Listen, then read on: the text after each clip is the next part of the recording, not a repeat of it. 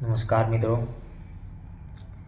પછી ત્યારે જે ભાઈનો મેસેજ હતો એ ભાઈને સમજાવ્યો અને પછી પાછા મળ્યા હતા. આજે જ તે પાછા અમે ક્રિકેટ રમવા ગયા ત્યારે મળ્યા હતા.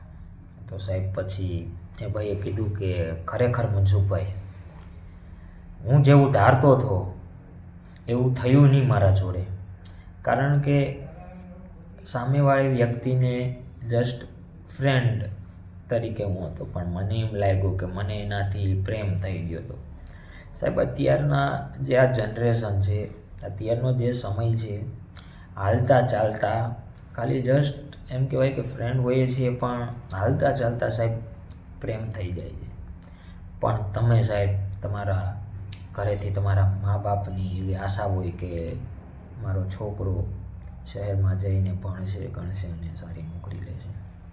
તમે ઘરથી દૂર હો અને સાહેબ પછી આવો જ્યારે ઘટના બને, આ ભાઈ જોડે ઘટના બની અને પછી એમાંથી એ શીખો અને ખરેખર આજે એ એમ કહેવાય કે એના સાચા માર્ગે આવી ગયો. તો એણે કીધું કે મનસુખભાઈ, તમે આજે પાછો વિડીયો નાખીને બનાવજો કે મારી જેવા ઘણા બધા બીજા પણ લોકો હોય તો તમારો વિડીયો જોઈ ને પ્રેરિત થાય કે ભાઈ અમે અહીંયા શું આવ્યા છીએ, અમારી પાછળ મમ્મી પપ્પાની શું આશા છે, અમારા પાછળ અમારા ઘરની શું આશા છે, એ બધું લઈને આવ્યા છો સાહેબ. તો મેં કીધું ભાઈ અત્યારે તો હવે ખુશ ને? એ કે હા હવે ખુશ.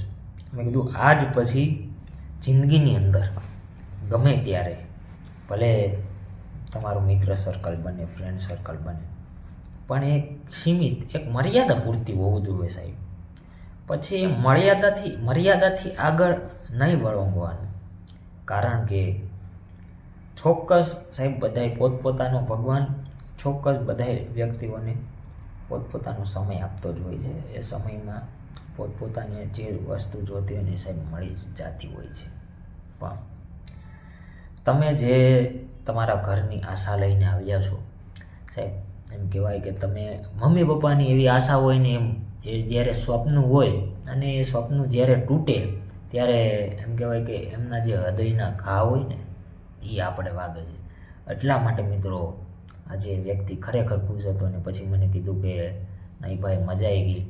મેં કીધું મિત્ર, જિંદગીમાં હસી મજાક કરવાની, ખુશ રહેવાનું, ક્યાં હસો ક્યાં હસાવો, કે અમુકની વાતોને હસી કાઢો, એવી રીતે જિંદગી જીવવાની, ભાઈબંધો સાથે મોજ કરવાની. અને તમે ભણવા આવ્યા છો, તમે તમારી સફળતા મેળવવા આવ્યા છો, તો એ માર્ગ એ પંથ ઉપર આગળ હાલો ને. શા માટે રસ્તા ભટકી જાઓ છો? ખરેખર સાહેબ એ વ્યક્તિ આજે પોતાના માર્ગ ઉપર પાછો આવી ગયો છે.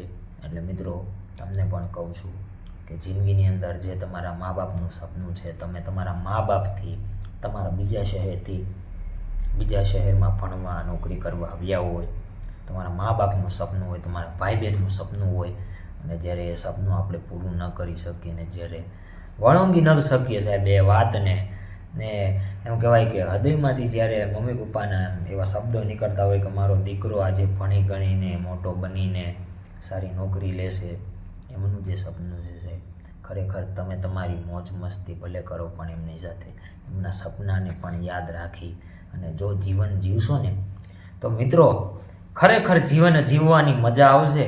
અને ખરેખર તમને એમ થશે કે મનસુખ આર્ટિસ્ટે કીધેલા શબ્દો એમ કહેવાય કે હૈયું તોડીને વયા જાય છે એવો છે. આ એવો વિડીયો છે સરસ મજાનો.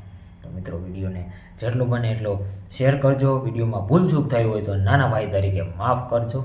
મળીએ છીએ કાલના વિડીયોમાં.